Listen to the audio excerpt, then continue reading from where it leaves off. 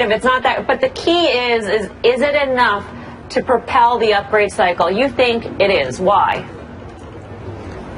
Absolutely, because there's about 275 million people who have iPhones that are going to be 2 years old or older, and the street's looking for about 230 million iPhones to be sold over the next year. And so this basically is a tidal wave of upgrades that are coming, and the reason is that we depend on our phones, and it's such a critical part of our lives that needs to be upgraded every 2+ years.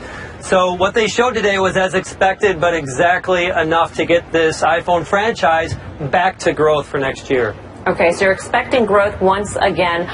In terms of exactly how many phones you anticipate, I mean, does what you heard today change that forecast?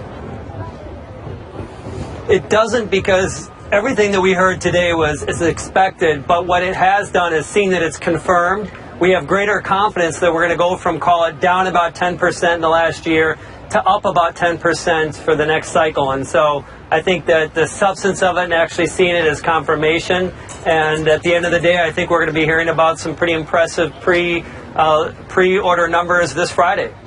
Hey, it's Brian Kelly. So I'm curious, I know you're looking over a year that they're going to sell 230 million or so, or at least that's what the potential upgrade is. I'm curious if anything you heard today prolongs that period, right? Was it as exciting enough today to get people to go out next weekend and buy the phone? And if not, is that a risk to your numbers?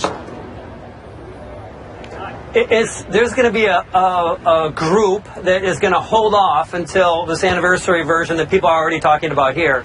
And so that group is still there. There's nothing today that has changed our belief that there is this large pool of people that are basically running on phones that need to be upgraded. The battery just isn't enough. The camera is something. It's not that there was a feature that was exciting enough, but the reality is this is just part of their everyday lives, and they just can't go on any longer. And so I think that group is going to be really what powers this next upgrade, and we feel as confident about that group as we did 2 weeks ago.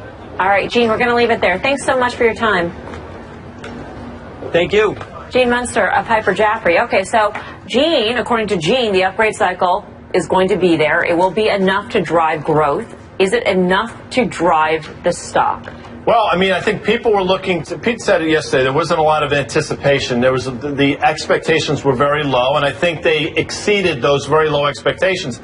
And the stock actually initially traded down, closed up on the day. I think that's really all you need to know. You're through this. The market's gotten sort of what it wants. Is it enough to get it to 141? I have no idea. Is it enough to get it back to that 115 or 118 level? I think it is. What do you think? Yeah, listen, you can't get too negative on Apple because of this massive upgrade. I mean, they have this kind of inbuilt customer base that's going to come back. That being said, for me, it's got to definitively break through 110. Otherwise, we're just back in this trading range of 90 to 110, and you can try to trade it on sentiment. But if it gets through 110, that would get me a little more excited. I agree with all the technicals. 110 is the major spot for it to break through. But if we look back, what we haven't been talking about is the end of subsidies. If you chart the stock, it's made from the end of subsidies from T-Mobile, Verizon, Telephone. The stock has made a series of lower highs since that point in 2015. And I think that's worth looking under the rock a little bit more in depth, because I think there's a big part of the calculus goes into that. When the subsidies ended, so did the rip of Apple. However, Apple's expanding their upgrade plan, so I think that actually is going to make up for some of that, and I think you're going to see the upgrade every year, right,